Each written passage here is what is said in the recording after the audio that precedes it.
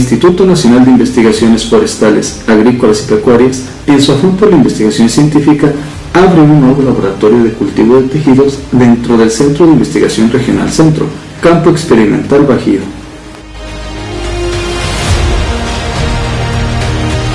Debido a la problemática que ha enfrentado en años recientes el cultivo de la fresa en campo, el INIFAP decide contribuir al rescate de las variedades de fresa mexicana mediante el desarrollo de variedades libres de enfermedades o microorganismos fitopatógenos. En el programa de hortalizas del Campo Experimental Bajío, estamos trabajando desde el 2016 en el rescate de material de importancia económica de algunos cultivos como lo es la fresa.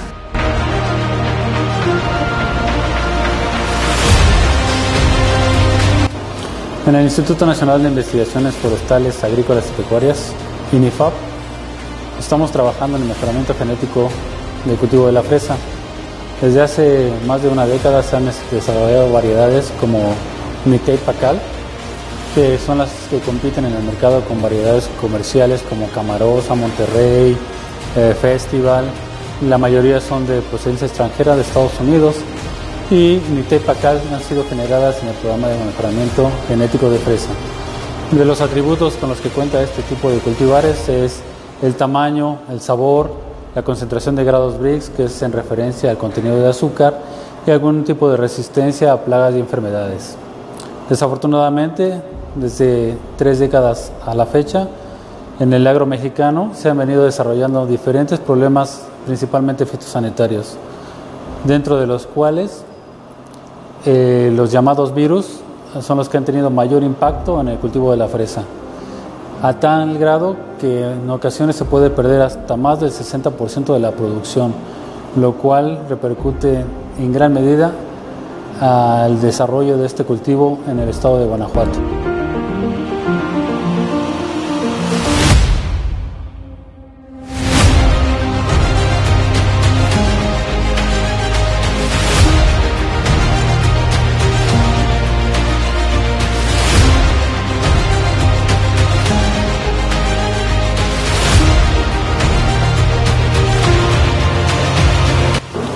El laboratorio de cultivo de tejidos está conformado por 4 áreas principalmente.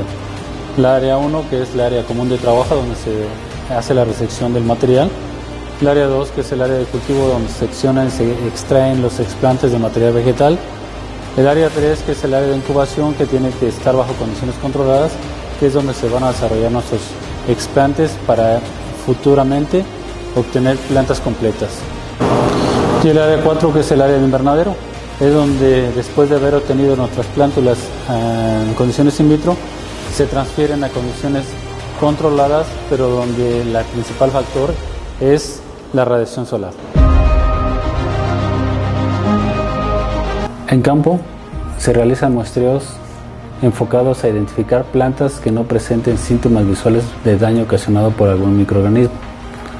Estas plantas se van a identificar como plantas donadoras. De estas plantas nosotros vamos a extraer puntos de crecimiento, ya sean en la parte del ápice de crecimiento o en los estolones. Estas estructuras nos sirven para poder reproducir o regenerar algún tipo de tejido para obtener una planta posterior a su cultivo in vitro. Estos puntos de crecimiento tienen que estar lo más sano posibles. Por eso es que nuestro muestreo debe estar enfocado a identificar tejidos que no presenten ningún daño, que estén totalmente limpios. Una vez que nosotros identificamos los puntos de crecimiento, estos se extraen utilizando un exapelo. La longitud aproximada del tamaño de los explantes o de la parte vegetativa debe ser entre 2.5 y 3 centímetros de longitud. Esto porque una vez que pasa por el tratamiento de desinfección, los extremos se oxidan, entonces hay que hacer un corte en la parte para eliminar la parte oxidada. Una vez que se elimina esa parte oxidada, esta se puede utilizar para sembrar. Bueno, pero previo a esto, una vez que tenemos nuestras estructuras vegetativas que van a utilizar como explantes, los llevamos para el laboratorio, los rotulamos, identificamos de qué planta proceden, la fecha y todos los datos de pasaporte que comúnmente se deben de poner cuando hace uno este tipo de trabajos in vitro.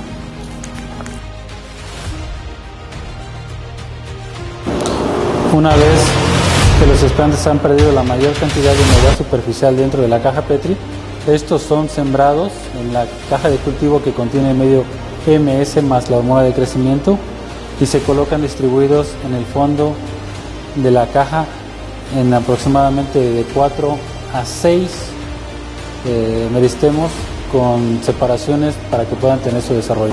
Una vez colocados los explantes dentro de la caja, esta se cubre y se sella para evitar la entrada de algún microorganismo o para evitar interacción ambiental. Una vez que tenemos nuestra caja ya sellada, esta es transferida al área de incubación.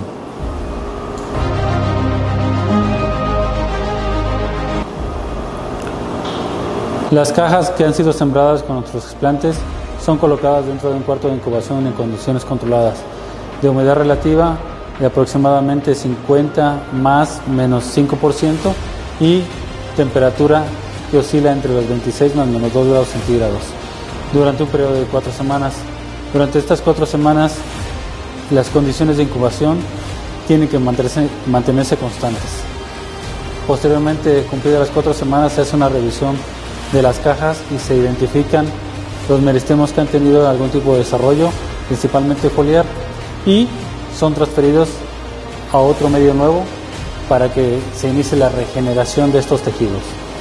Posteriormente, estos mismos son transferidos a un medio de cultivo sin hormonas, solamente con MS, para cumplir el periodo de enraizamiento que dura de 4 a 6 semanas. Una vez cumplida este periodo, nosotros tenemos una planta completa con todas las estructuras, raíz, tallos y hojas. Posteriormente, estas son sacadas de esas condiciones y pasan a otra etapa, que es la de aclimatación.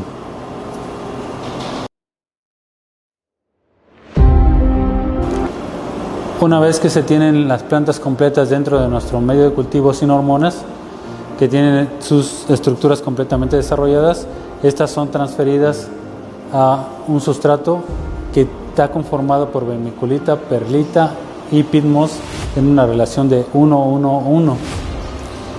¿Cómo se lleva a efecto esto? Nosotros extraemos la planta completa de la caja, la pasamos por agua destilada por varias veces y una vez que nosotros eliminamos lo más que se puede del medio de cultivo de la zona radical, la colocamos dentro de la maceta que contiene nuestro medio o sustrato. Una vez que tenemos la planta establecida y cubierta en la zona radical, aplicamos una poquita de agua destilada a razón de más o menos 5 a 10 mililitros, distribuida en el área más cercana a la planta, no directamente sobre ella. Después de haber establecido la planta dentro del sustrato, esta se cubre con un vaso transparente de la misma circunferencia de la maceta y se sella en el contorno de la unión. Esto para evitar la pérdida de la humedad. ¿Por qué? Porque esta es la etapa más crítica en la que la humedad es el factor más fundamental, porque evita la deshidratación posterior de la planta. Posteriormente, estas se llevan a una cámara de preaclimatación con condiciones controladas de 26 grados más menos 2 y una humedad relativa de arriba del 60%. Ahí permanecen durante una semana y posteriormente en la parte superior se hacen 3 perforaciones para propiciar que la humedad condensada en las paredes de la cubierta plástica superior se vaya perdiendo gradualmente. Posteriormente, pasadas 2 semanas, este vaso es retirado y nuestra planta puede ser expuesta bajo estas condiciones controladas a las condiciones de intercambio de aire. Una vez terminada la fase de preaclimatación en condiciones controladas en cámara de incubación, las plantas son transferidas al área de invernadero. En el área de invernadero también se tienen condiciones controladas, pero en condiciones más rústicas. Tenemos una temperatura de 24 más menos 2 grados centígrados y una humedad relativa que oscila por debajo de del 50%. ¿Sí?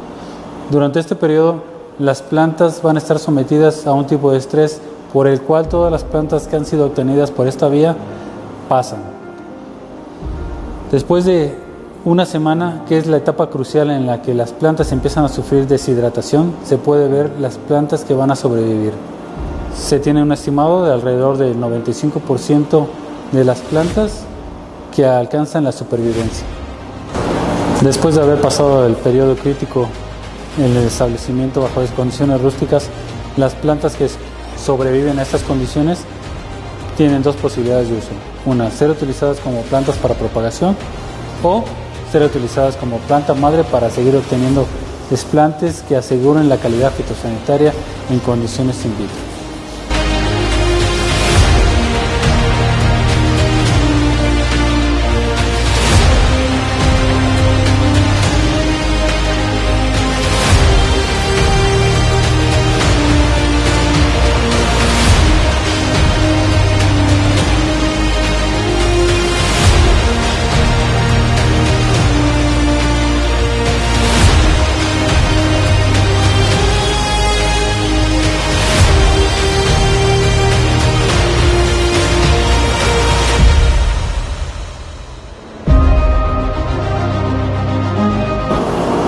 A raíz de los resultados obtenidos en el cultivo de fresa y a la obtención del protocolo que nos ayudará a propagar esta especie sin ningún problema y garantizando la calidad fitosanitaria, consideramos que este tipo de tecnologías pueden ser utilizadas no solamente para fresas, sino para ornamentales, gramíneas e inclusive para árboles frutales que tengan problemas en campo y que no puedan garantizar la reproducción de su progenie.